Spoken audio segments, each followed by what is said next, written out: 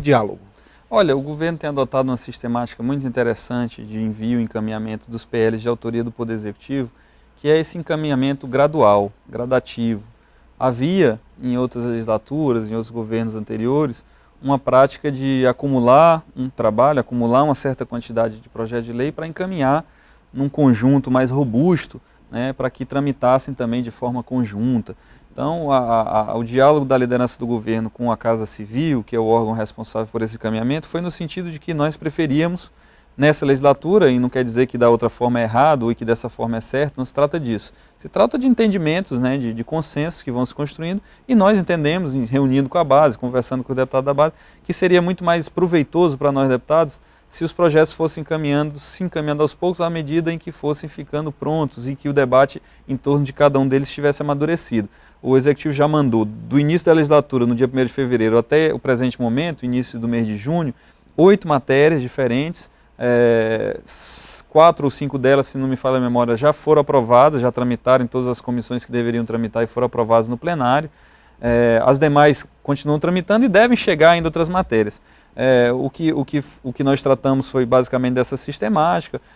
O governo também nos posicionou de como está o debate com a FEComércio, com a CISA, a respeito dessa discussão sobre possíveis alterações no ICMS. É uma discussão que ainda está em curso, que não foi fechada por completo, e nós naturalmente aguardaremos, né, esse processo de diálogo, de pactuação que está acontecendo de maneira muito democrática, para, enquanto chegando a matéria lá, nós darmos a tramitação devida e adequada, né, que a Casa tem dado com toda atenção, todo carinho e todo respeito às matérias que são encaminhadas pelo Executivo. Tem muita coisa que ecoa na Assembleia Legislativa e que cai no colo do líder do governo. Então, a gente tem aí um cenário econômico difícil no país, no Estado, tem uma eleição que já está sendo discutida, que é a eleição do ano que vem, os partidos já estão se articulando, e muitas demandas sociais acabam sendo contaminadas pelo componente político. É assim, a sociedade funciona assim. E isso cai no colo do líder. Como é que o senhor está administrando essa situação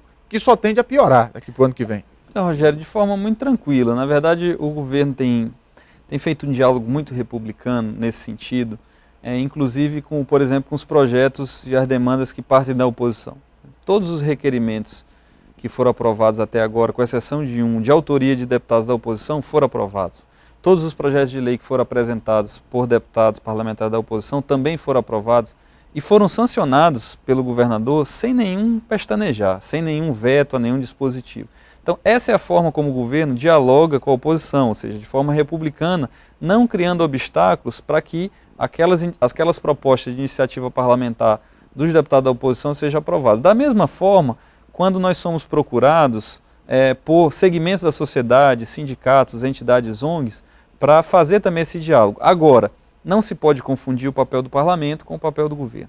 O papel do parlamento, por exemplo, nesse processo de negociação sindical, é de mero mediador, observador e, claro, aquele que vai dar o tratamento final nos consensos que forem construídos entre sindicato e equipes de negociação do governo, quando as matérias chegarem lá na Assembleia, se for o caso de que elas cheguem à Assembleia, ou seja, quando for o caso de alterar as leis dos planos de cargo, carreira e salários, PCCRs e tudo mais.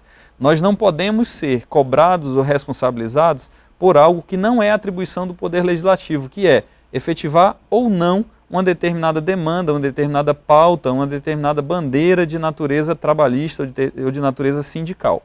Então, eu acredito que alguns segmentos, algumas categorias estão confundindo um pouco, né, estão procurando a Assembleia, cobrando respostas para pontos de negociação que, na verdade, quem tem que dar essas respostas é o Poder Executivo.